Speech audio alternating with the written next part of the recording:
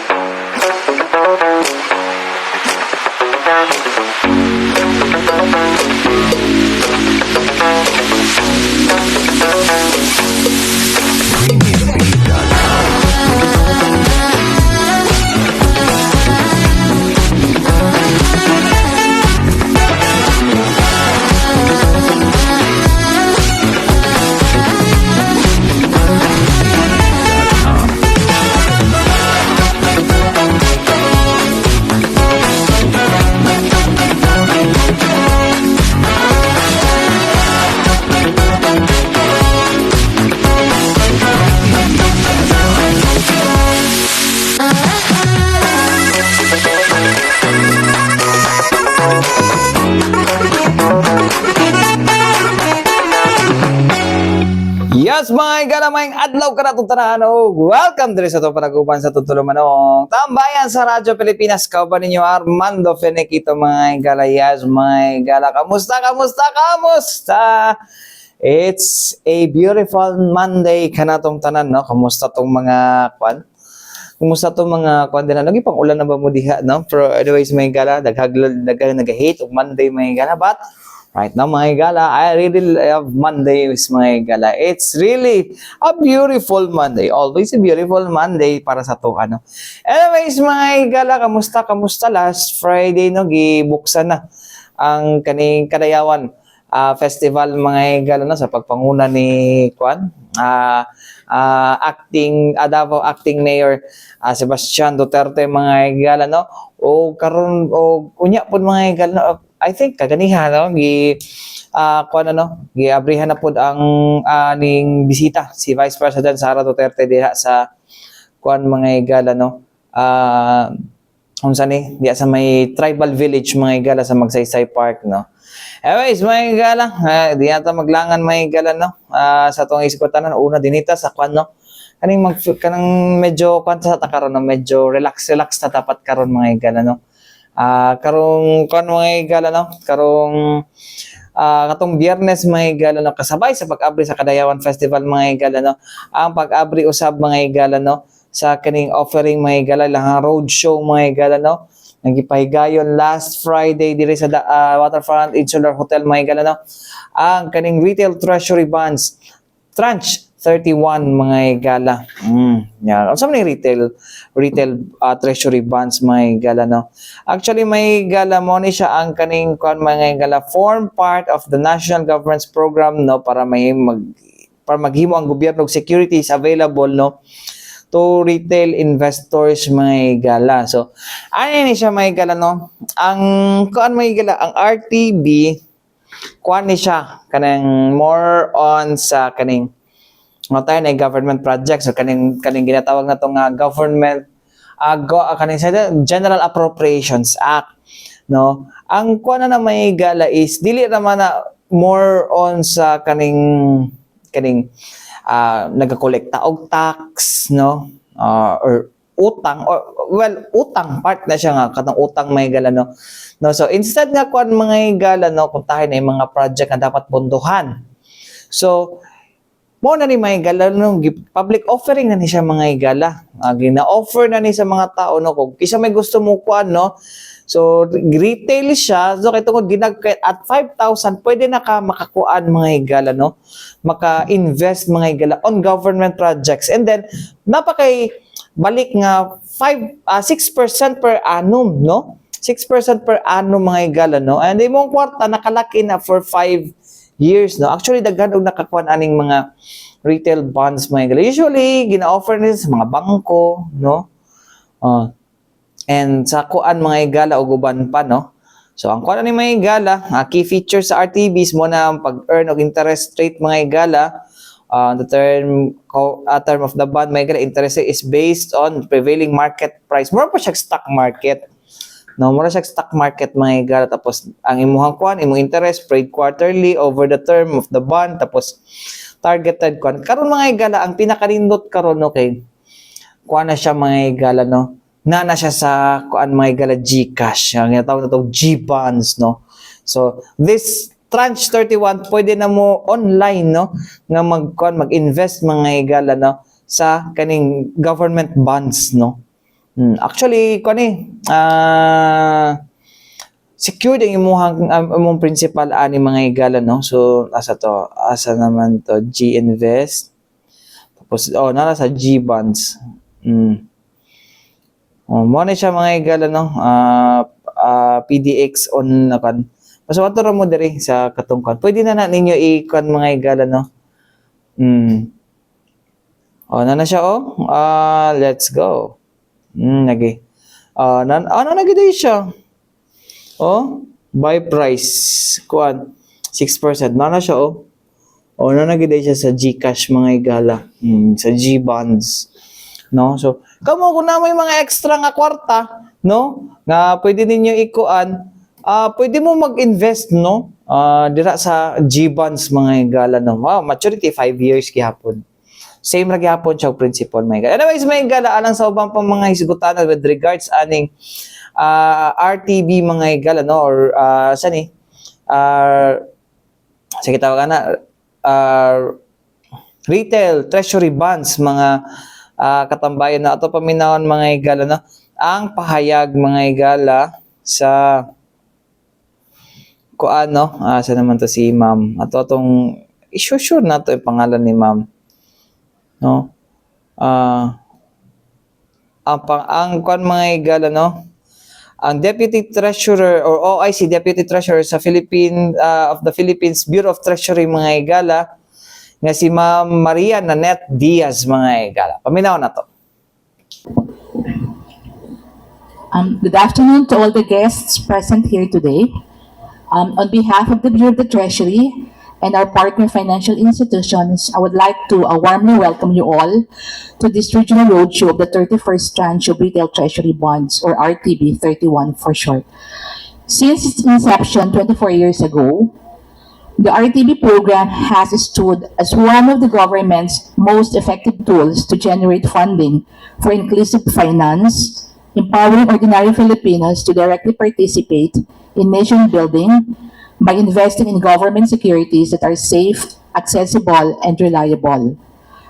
To date, the national government, through the Bureau of the Treasury, has raised 5.68 trillion pesos through the RTB issuances, which is an achievement that reflects the continuously growing trust and participation of our retail investors in our fundraising activities.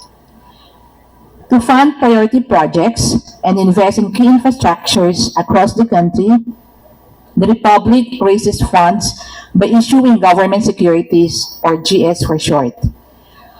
To date, the Republic has also funded critical projects that it can bring to the public at the soonest time possible. GS like retail treasury bonds, or RTBs, for example, carry less risks compared to other investments since they are backed by the full financial capacity of the government. To ensure financial inclusion and promote financial literacy, RTBs were designed to have retail investor-oriented features. RTBs have quarterly coupon payments, so you can expect to receive 4 interest payments per year. It is also very affordable, with a minimum participation amount of only 5,000 pesos. RTBs also pay higher interest compared to time deposits. Further, investing in RTBs is also made easy via web and app-based channels that are available 24/7. So we will be having a dedicated segment for the investment channels in the second half of this program. And due to the spirit of bayanihan, investing in RTB is a direct participation to nation building. As mentioned earlier, every peso raised from any sale of RTB will be used to fund key projects and programs aimed to provide benefits to Filipinos here and abroad. With the launch of RTB 31, we aim to further strengthen our commitment to financial inclusion by making government securities even more accessible to the public. Today, we are proud to share our latest initiative that brings investing even closer to our fellow Filipinos. This is an innovation aligned with our goal to modernize and diversify the ways in which citizens can engage with government securities. In a fast-evolving financial landscape, the Bureau of the Treasury is committed to adapting and innovating. Guided by the Government Securities Digitalization Roadmap, we have steadily introduced various digital innovations that have transformed how investors can access RTBs. And this includes the modernization of our National Register of Scripted Securities, or the NROS, the development of digital ordering platforms such as the Bitter online ordering facility, and the integration of government securities into mobile banking applications. We have also taken steps toward democratizing investment through the launch of our tokenized treasury bonds, and now we're entering a new frontier, the e-wallet platforms. Last week, GBands was officially launched on the GCash application through our partnership with GCash and the Philippine Digital Asset Exchange, or PDAX. This new channel makes investing in RTBs more convenient than ever, allowing Filipinos to invest with just a few taps on their phones. So as of August 5, we have recorded more than 88,000 registered users on the GBands platform and 41 million pesos in transactions. GBands helps eliminate barriers and opens the doors wider to first-time retail investors, further expanding public participation in our capital markets. During the RTB 30 issuance that was in February of last year, 663 million was invested through online platforms alone, spread across 8,122 transactions from 6,700 investors. Figures that doubled and tripled respectively compared to the previous RTB offerings. With the introduction of RTBs in even more digital channels, we are hopeful that retail participation will continue to grow significantly. But while we expand access, we also recognize the importance of investor education. As we provide new channels and platforms, it is equally important that investors are equipped with the right knowledge to understand the benefits as well as the risks of investment. The BTR remains steadfast in championing financial literacy. Over the past RTB issuances, we have conducted financial education sessions, both locally and abroad, reaching out to universities, government agencies, GOCCs, cooperatives, and the private sector organizations. For this year's RTB preparation, we were able to reach 1,500 individuals through these engagements. These efforts reflect our ongoing commitment to empowering every Filipino to make informed investment decisions and actively contribute to the country's progress. This is what makes RTB 31 special. It is a call for participation, an invitation for every Filipino to take that first step forward toward personal financial growth while also supporting key national development projects. And these include infrastructure, education, healthcare, climate finance, and other resiliency projects, and more. By investing in our activities, we're investing in the future of the nation. So we'd like to express our sincere appreciation to all our partners who helped make this offering possible, to our government counterparts who continuously prioritize investor protection, to our fintech collaborators for generously sharing innovations and digital infrastructures, and to our financial institutions and selling agents for their tireless support in distributing and increasing investor outreach.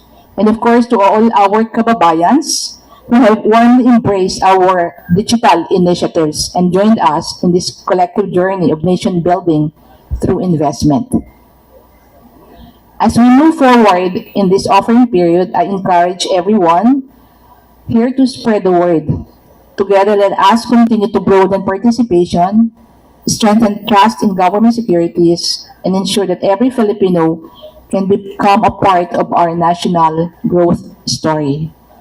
Once again, thank you for being with us here today, and we look forward to a successful RTB 31 issuance. Maraming salamat po and magandang araw sa inyong lahat. So, mga to mga higala, no, ang pahayag, no, ni Ma'am Nanette Diaz, mga higala, during sa roadshow, mga higala, nagipahigayon, last Friday, diri sa Davao, mga higala, no. So, muna mga higala, no, anyways, mga higala, we'll talk about more on this, mga higala, no, to pangutanon to mga frequent, di siya frequently asked questions, mga higala, no. Unsa ba ang proseso ani system sa pagkuan, no. So, ato nang hisgutan mga higala, no. So, umaabot na kuan, no, sa mga paabot na mga adlaw, mga higala, no. So, mo na mga higala ang kuan nato, no. Mo na ang unsa ni ang tawag ani mga higala ato ang paghisgutan din no. Well, it's form of a financial kuan mga higala na financial chika-chika tambayan mga higala. Unsa ba ang kuan? Pero actually may higala, no, isa rin siya sa mga kuan na low risk, no, for conservative investors. 5 years lock-in, pag pabakuan na po, nanapay lang offering, pwede na po mo kuan, pwede na po mo unsa ni, pwede na po mo offer na po, pwede na po mo lahi na po na kuan, no. It's just like, parehas sa po siya sa kuan mga higala, no, sa Pag-ibig MP2, lahi po to siya na offering mga higala, kaya Pag-ibig MP2 is, nakafocus na gid siya sa ato ang kuan, nakafocus siya sa ato mga pag-ibig, pautang, sa balay, ana, something ana. Basta ko po ng mga return po. Kani siya mga higala, ang retail treasury bond, it's more on the projects. For example, flood control projects, no? Flyover, infrastructure projects, sa kinahang punduhan, no? So, nakita ambag si mong tax, napagkikiambag pagid adi, tapos mo tubo pag yun, no? Ay naguno na nga. Kuan, ay lang ninyo guna-una ang kuan na siya, kaning naghatag or nagkuan mo ang niyo aside sa nagtabang mo sa gobyerno, no, nag-save mo para sa inyong future. So mo na siya ang sa ato ang retail treasury bonds mga higala. Anyways mga higala, balik kita man lang sa mga importante pahinumdom ning ato si Bianan. Yes mga higala, balik kita diri sa to para guban sa tutulumanong tambayan sa Radyo Pilipinas, kauban ninyo Armando Fenegito mga higala. Yes mga higala, kagahapon, no, Sunday mga higala na sa SM, no, nagpahigayon og kaning premiere, no, Davao premiere mga higala, no, ang docu-film na sa likod ng Chapa, no, story the Colonel Hansel Marantan, the story of Colonel Hansel Marantan mga higala, no, ipakita niya dito kung unsa, no, ang kinabuhi sa usa ka pulis mga higala, no. So well daghan man gyud mo kuan gyud siguro mga higala, no, kanang dili mo say kanang kontra kay Colonel Marantan, pero daghan kayo katong sa pagka-assign pa lang niya diri sa Davao City kay mga higala, daghan kayo og kaning mga opposition. It's because he was known during the ang nagtataksay katong the Atimonan gingon nga rob out, no, Atimonan rob out case, no, at katong kuan nga gibaril daw niya sa iyang tiil para lang daw ingnon para ma-justify pagpatay, no, ngadto sa unsa ni ngadto sa katong usa ka na warrant of arrest, no. I think that was 2013 na kung ako nagkamali, no. In the guys kung mga higala, no, identified to na si Vic Seaman mga higala. Ilado daw kanang naikon sa pasugalan, tapos na akusahan siya ato nga akusahan siya nga bantog daw yung gipapatay. It's because na siya interest sa sugaloy. Ako nang giikot. So isa na sa mga actually di man sa na spoil pero naman na sa balita mga higala, no. Sunod-sunod ato nga time mga higala. And then kato siya mga higala is murag before or after elections. Tapos moto murag ding una first 3 days daw sila, di mo silang hero, pero kato na identify na kinsa to napatay, nahimo na silang kontrabida mga higala. Nahimo na silang kalaban mga higala. So mana ang pait, no, so sa kapulis mga higala, no. And na storya naman ako din hino nga si Colonel Marantan pod mo po na ang classmates sa akong kuya pod mga higala, no, pero mas kuya na gani siya si Colonel Marantan mga higala kay nakabalik yun siya sa serbisyo, no. But anyways mga katambayan, no, kita maglangan, no, ato anang ang una mga higala ang bida sa mga higala to paminaw ng mga pahayag mga higala, ang bida sa mong storya mga higala, no, sa nasa likod ng Chapa na si Colonel Hansel Marantan mga higala, no, o ang mga higala, ang writer o director mga higala, screenplay pod mga higala, no, sa maong palabas nga si Newsline CEO mga higala na si Edita Kadawaya mga higala, no. So anyways mga higala, awinahon nato. Ayaw magsigil. Magandang hapon po sa inyo lahat. Assalamualaikum warahmatullahi wabarakatuh. Kilala naman ako ninyo ako, so no further introduction. I just come here to be grateful for all the things that you have done. I see familiar faces. You look not only familiar to me, but you look family to me. May mga membro ng judiciary, I will not mention your name. Sa kongreso, parang wala, but in the executive, namin ninyo. I hope na yung mga tickets na yan ay hindi yan ibinigay by force. Kasi nandito si City Director. Palapakan natin si City Director. Sold out right away. Napunuhan na yan. At siyempre, magpapasalamat ako sa mga members of the team and a certain Eddie Kadwaya. Pwede rin kumain kayo kasi siya lahat ang may magagawan kung ano man ang kahirap ng movie na to. Siya lahat po ang may gagagawa.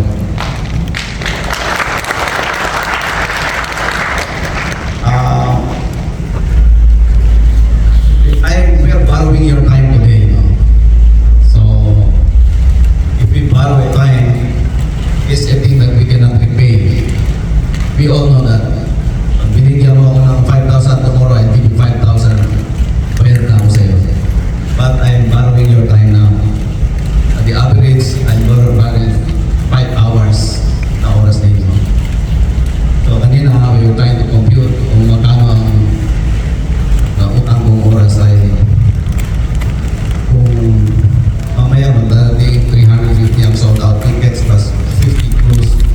So about 400 ang na-involved na tao ngayon. Times 5 hours, that's 2,000. Divide 2,000 into 24 hours. 83 days ang nautang mo ngayong araw na ito. Hindi ko na maibabalik ko yan. But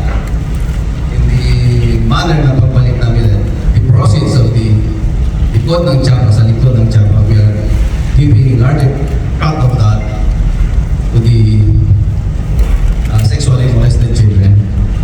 There's a MOA with the DCPO, and we're giving it with the PWD and the orphanage. Konti lang po ang mapupunta sa first ng newsline. Baka wala pa, sa ngayon, abuno na siya. So, well, the movie is not movie. We don't address that movie. Nakorek na ako sa MTRCB. We should not address this as a movie, but it's a docu-film naman. It's a docu-film, it's documentary. Mataas ang kalidad ng palabas na ito. It's a docu-film. So, wala yung wife ko ngayon, pero nagpapasalamat ako sa kanya. Sinabi naman na kanina ni ma'am, kasi pag may nangyari sa isang pulis, it's always the family that suffers. Directly or indirectly, knowingly or wittingly or unwittingly, it's the family that suffers, especially the wife. Kaya kayo, mga pulis, please, you love your wife. Nagre-react talaga ako sinabi. That's the way to say it. So with that, without much further ado, hindi na po ako magsasalita, pamaling pa ako ito.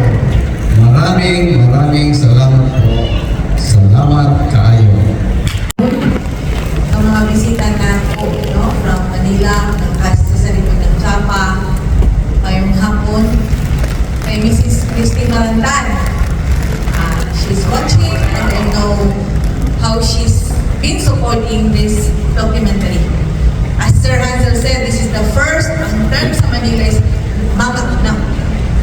mapangahas na documentary because high profile ang case si Sir Hansel, but kung nasa sa Davao, we view him as the other part of the fence.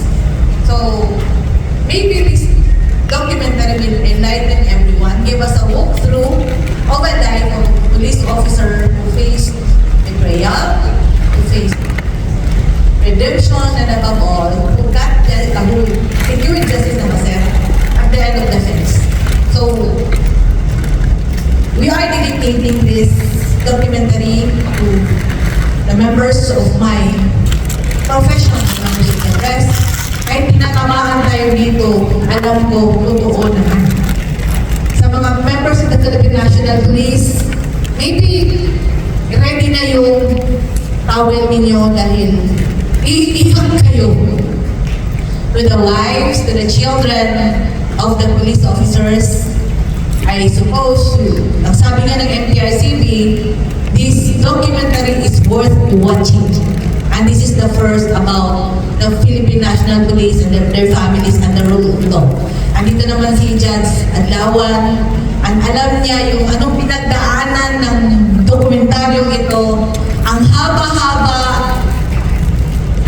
ang layo-layo ng inabot ng mga luha ng past, pati yung mga police officers.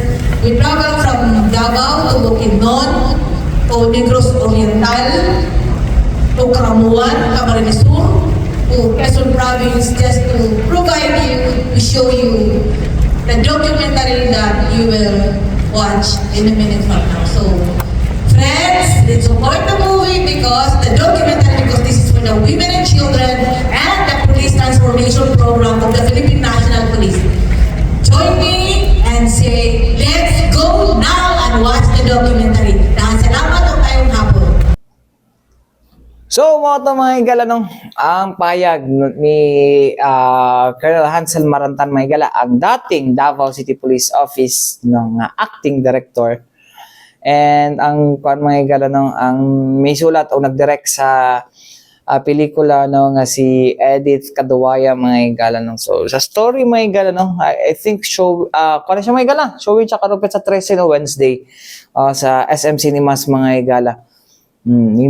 Actually mga higala kani siya di ba nastoryahan naman nato ni the last time mga higala diri ang proceeds sa maong is para ni sa foundation mga higala alang sa katong mga sexual to mga bata nga biktima sa sexual harassment o rape mga higala. And also sa mga PWDs, no, knowing him, no, ato naman siya diskutan din nga usa na pud siya ka persons with disability mga higala. Makita na ninyo sa sa docu-film mga higala, no. Makita ninyo kung unsa siya nagkuan mga higala, no, nagsuffer katugingon nga gibaril daw siya sa nagbaril sa sarili. Pero kinsa kay tarong nga tao nga magbaril sa sarili para lang ma-exonerate. Kinsa kay ko para ma-justify nga ko ano, ma-justify nga unsa ni? Ma-justify nga tawagan ni. Sa taga na may gala, ma-justify nga legitimate encounter to. Ambot lang ha, dili ko sure mga higala ko kung sa bang kuan gid ano na pero kisa kay buang ana mga higala, no, nga imong kinabuhi imong itaya, no, para lang ana, no, and knowing mga higala nga ang ilang kalaban mga armado pud, no. Well, that's their kwento nila yan, no, so depende na gina sa to ang mga higala, no, kay during the time kisa ba ko na to kato nga time, no, kisa ba Justice Secretary ato alam mo na, no. Wala siya mga higala, no, ang pero na-dismiss man ang kaso sa korte, baguhay ra mga higala. Pero mo lagi na, no, muna na ito ang kwan karon mga higala, no, nga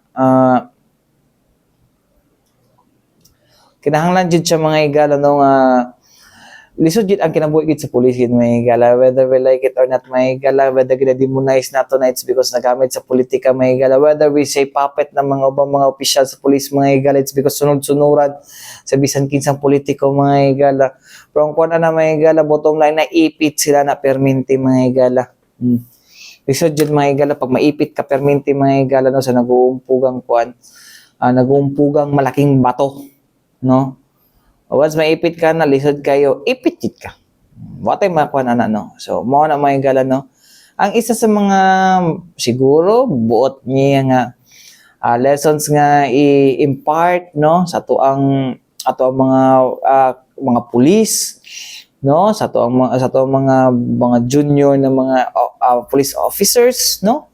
Nga, di lang taon pero kan lang ba, no, pero sa bagay dahil naman kay nanamuta sa mga Gen Z mga higala nga graduate na po sa Philippine National Police Academy mga higala, no. So mao na ano ang buot ipakuan ni Colonel Marantan mga higala bitaw. Medyo relax na sa takaron mga higala. Ugma mga higala, lahi na pod nga tambay isgotan nga atong tambayan dinhi sa atong programang Tambayan sa Radyo Pilipinas.